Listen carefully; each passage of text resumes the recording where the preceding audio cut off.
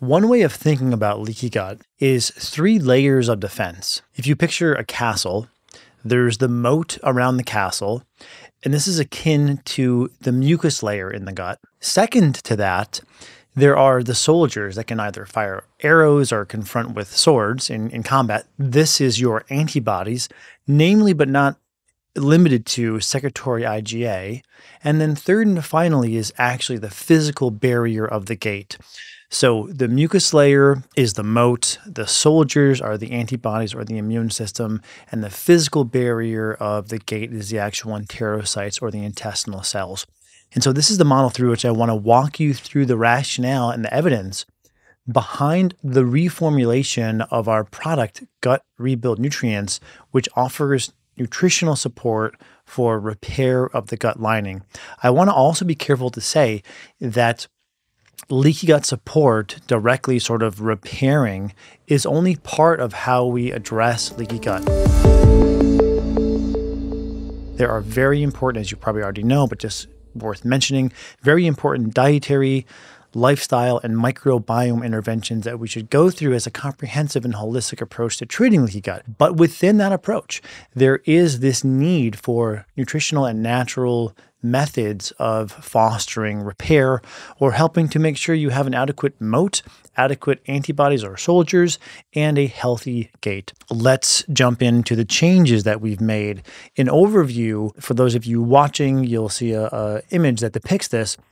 We've essentially doubled the glutamine content from 1.5 grams per serving to 3. The rationale behind this is if people are using 2 or maybe 3 servings per day, that's going to put them at what I think is the most tolerable upper limit of glutamine.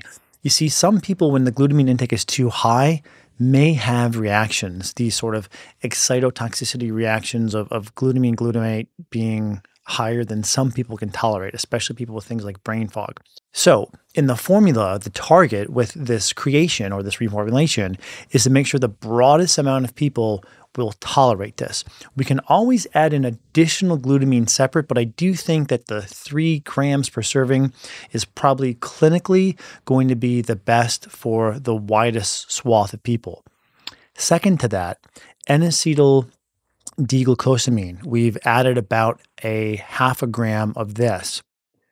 DGL, or deglycerized licorice, we've increased the dose from 400 milligrams to 1 gram. And I'll explain the rationale behind all this in a moment, but just to give you the sort of overview. Vitamin A, we've added vitamin A. This is a key component for healthy antibody or healthy soldier function. Zinc carnosine is actually quite important for that gatekeeping function of occludin and claudin, antibody proteins that help to close the drawbridge so that the gate is sealed. And aloe vera also has similar function regarding gatekeeping. And we have cut out a number of ingredients, and these are ingredients that are somewhat ubiquitous in leaky gut formulas, but as more and more evidence is being published, we tend to modify our formulas, and there's better evidence for the ingredients that we've included, and there's just not, in my view, ample evidence demonstrating efficacy for slippery elm, cat's claw, MSM, chamomile, marshmallow, or pectin. You can make an argument for using those in various times and places. Pectin, for example, as modified citrus pectin, is a binder. It can help with bile acid diarrhea. It can help with regularity. But for leaky gut squarely, I think it's harder to make a case for any of those ingredients. So let's move on to what we've included and how these things can help with the 3 different components of the moat barrier, the immune function, and then the gate itself. Starting off with N-acetyl D-glucosamine, or NAG as it's known for short, is a monosaccharide, so a sugar that helps to produce mucin. And mucin is the moat around your digestive tract. And what you're seeing here, which has been modified slightly from the journal Gastroenterology, is truly the first line of defense is this mucin or the mucus. And if that is worn down or thin, then you can be overrun by the fact that the moat is not functional. The release is from these goblet cells that sort of secrete the water that's going to fill said moat.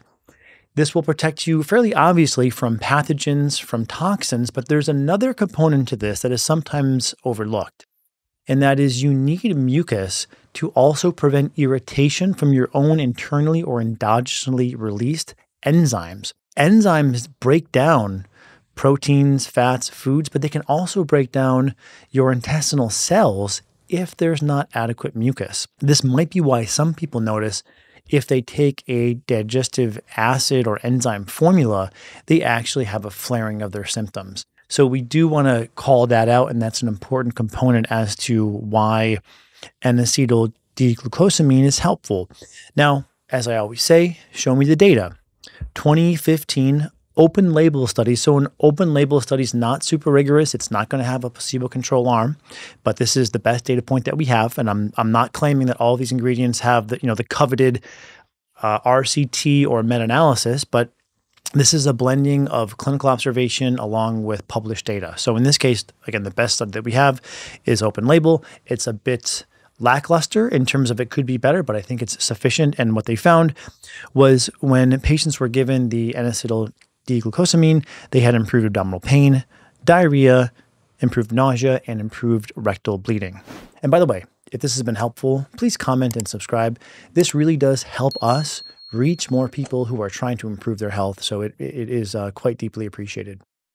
Now, the other ingredient here for us to discuss regarding the moat function, if you will, or the mucus barrier, is DGL, which stands for deglycerized licorice. The removing of certain components of the licorice prevents it from causing high blood pressure.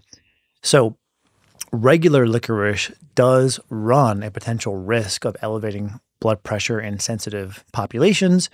This DGL will not run that risk. Now, there is another caveat with DGL in that these studies are interesting, but most of them are quite old, from the 70s and 80s. But nevertheless, two things that DGL will do is it will increase mucus production and also increase blood supply to the intestinal cells, which can help with multiple domains of repair. The one study here I would highlight for you regarding DGL, again, older, 1982, doesn't mean that's because the study is old, doesn't mean we should just write it off, but nevertheless, 100 patients with stomach ulcers were given either a histamine 2 receptor blocker, think something like Pepsid, or DGL comparatively. And they found that DGL was as effective as the histamine blocker for healing stomach ulcers. Now, I should just draw your attention to the fact that histamine is a very important signaling molecule in the intestinal tract. And histamine intolerance, mast cell activation syndrome, these conditions will and tend to respond very well to histamine blockers. The point I'm making with this study is there might be another way, rather than just blocking histamine, but by improving that moat or immune or mucus layer function, you may sort of circumvent this cascade of histamine release, histamine intolerance, and maybe even to some extent, mast cell activation. So that is the DGL. Let's now come to the soldier component. Vitamin A is a crucial immune nutrient. Most people have probably heard of vitamin A that is used for various colds, flus, and in various immune supportive formulas. And this is because vitamin A has been well documented to help improve the secretion of secretory IgA. And that's what you're seeing in this next image. And secretory IgA are the soldiers.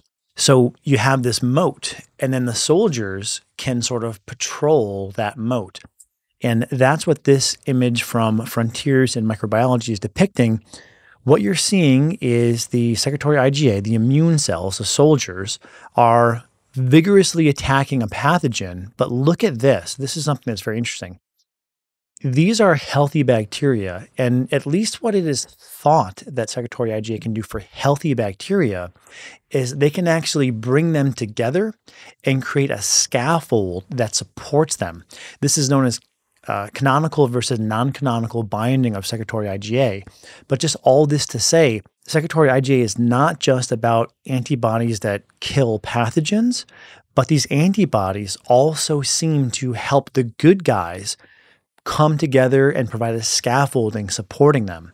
So this is probably not surprising then that looking at 2 randomized control trials in children in either Brazil or Mexico, where parasites are fairly endemic, found some fairly interesting results when looking at either vitamin A or placebo. So now we have the randomized control trial data where we can compare intervention to placebo to make sure this is not just a placebo effect phenomena. And what we see is that vitamin A supplementation led to a 50% lowering of parasitic infections in these children. And this is very largely due to the fact that they had better secretory IgA, therefore soldier or immune function in the gut. So even though they were exposed, they didn't have issues. And this is really important because some of you listening or watching to this may have had the very unfortuitous occurrence of you're the only person in a group who got food poisoning. And that might be because the shields are down, right? So vitamin A is one way of helping to, I guess technically it wouldn't be the shields, it would be the soldiers, but nevertheless, your immune defenses are down and vitamin A is one way of helping with that. And by the way, I just want to be careful to say, this is a rough heuristic. Many of these ingredients will have multiple functions. I'm just trying to give you the analogous function that I feel a given vitamin or nutrient supports the most. So then coming to the gate function or the actual permeability of the enterocytes, glutamine. And glutamine is a good example of one, in this case, amino acid protein that's going to have multiple functions. Glutamine does provide energy for the intestinal cells or the enterocytes. So this helps with tight junctions. It helps with increasing production of enterocytes or intestinal cells in and of itself. It helps with production of glutathione, the master antioxidant, and this can help reduce gut inflammation. So a number of things that glutamine will do, but here is a very pivotal study by Kiki Zhao at Tulane, and one of the main reasons why I classify this as sort of the gatekeeping or closing protein. 2019 randomized control trial, IBS patients who had leaky gut were given 15 grams of glutamine per day, so it's admittedly a high dose, and they found a normalization of a test for leaky gut, the lactulose mannitol ratio test, and they found an 80% improvement in IBS symptoms, whereas there was only a 6% improvement in IBS symptoms in the placebo group. And there's another trial, 2021, also using glutamine, 44 patients with IBS. And I just wanted to quote here because I think it's salient for many of our audience. Our findings indicate the superiority of adding glutamine supplementation to a low FODMAP diet in amelioration of IBS symptoms. So diet plus leaky gut support seems to be better than just diet alone. Coming back to my initial premise that successful treatment of leaky gut is multifactorial, it doesn't mean you have to feel like you're on a highly restrictive diet or taking handfuls of supplements. It's just to make the point that we don't want to think simply taking a leaky gut nutritional support in and of itself as a monotherapeutic is going to be optimal. Moving on to another nutrient, or in this case, vitamin that helps with that gate closure function, zinc. Zinc, as I noted earlier, helps to improve the function of 2 key proteins that literally close the gates, occludin and claudin. And it's been demonstrated that when there is inadequate zinc, there is increased gut leakage, most namely a 2016 crossover randomized control trial. So this is where they have the placebo group and the treatment group do their intervention, then they do a washout period and they switch them. So it's a very, very accurate and helpful design. Small study, 8 participants who were given either placebo or zinc as zinc carnosine. And I'll just quote the results again.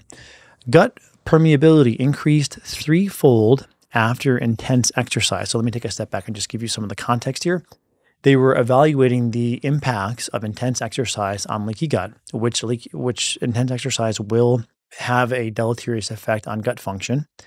and seeing if they could buffer some of that. Now, I want to be very, very careful in saying that this study does not indicate, nor is it my intention to represent, anyone should stop exercising. But like any other healthy stressor, there's an upper limit regarding how much people can tolerate. So the appropriate amount, the Goldilocks dose, if you will, might be a little bit noxious to the body, but ends up making you stronger in the long term. And we see that with a number of things in physiology. But let's say that you really enjoy exercising, or you're trying to sort of work yourself out of a very sensitive situation where maybe you were under eating, you were very food reactive, you'd had a degree of chronic fatigue, and you're trying to build back. That's what makes me the most excited about this setup, because it helps us understand and appreciate if there's efficacy to improving your ceiling of tolerance. So coming back to the quote, gut permeability increased 3-fold after exercise. Zinc truncated the rise of leaky gut markers by 70% after 14 days of treatment. So pretty optimistic. And there's another randomized control trial from 2022 looking at patients with gastric ulcer, comparing a ulcer medication to zinc, again as zinc carnosine.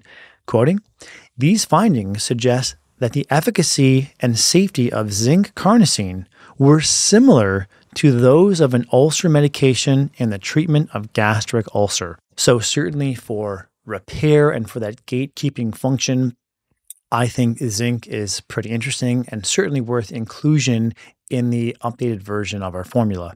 And then finally is aloe vera. Aloe vera does have, sort of similar to glutamine, multiple ways in which it supports the gut. It's rich in polysaccharides, and these help to have anti-inflammatory function, promoting tissue healing and also the production of collagen. But again, show me the data. Sure. 2018, in this case, meta-analysis of randomized control trials comparing placebo to aloe vera. And quoting the results, again, aloe vera is effective and safe for the treatment of patients with IBS compared to placebo. Okay, so then I just wanted to quickly touch again on those ingredients that we cut. We cut cat's claw, okra, MSM, chamomile, and marshmallow. And again, I'm not saying that these ingredients don't have a time and a place in integrative healthcare. I think cat's claw for certain chronic infections can be helpful. Pectin can also be helpful for perhaps detox or for bowel motility. Even quercetin, which I'm a big fan of quercetin for histamine intolerance, I didn't think we needed to have it included in this formula. I'd rather have that broken out. And if someone was undergoing, let's say, a low histamine diet and other interventions that help with, let's say, seasonal reactivity or even food reactivity, then I want to have the quercetin separate so we can titrate up the dose and find what works for the individual. And there's just not enough data showing that it's squarely going to modulate leaky gut function. The other thing I want to mention, which I didn't before, is the primary objective with any reformulation in my mind is improving efficacy. But there was actually a silver lining to this because some of these ingredients that we cut out did not have a good taste. And so inadvertently, the taste has become much, much, much better. So I'm happy about that because for some people, taste is an issue. Personally, I can choke down many things, not a big deal, but for some people, taste can be a non-starter.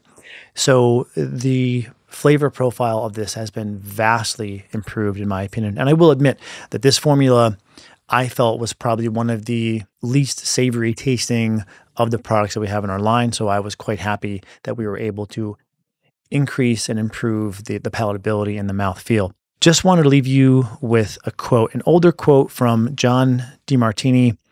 Incurable means curable from within. Now, I don't agree with this quote, carte blanche, as a blanket statement, but it is interesting to think about this in the context of leaky gut, because how many of us have had gut issues and what we were given was, well, if it's anxiety, if it's back pain, if it's a skin issue, here's a medication, here's a, whatever palliative sort of measure, and not really given the insights that there might be a inside and internal, within antecedent that we could address, and by so doing, actually treat the cause of our ailments. And again, I'm not making the claim this is for every condition under the sun, but it is fairly remarkable how many symptoms or syndromes can be resolved by improving one's gut health. And so to that end, leaky gut is a multifactorial or holistic approach, ideally. And I'm very happy that the formula we've been using, we've enhanced the efficacy and also simultaneously have been able to improve the flavor. So in any case, I hope that helps. And if you haven't tried the formula yet, I hope you'll try it. And if you did try it in the past and it didn't taste well, I hope you'll give it another shot, because I'm very, very happy again with how the formula came out. So, okay, hopefully that helps. Let me know what you think in the comments, and until next time.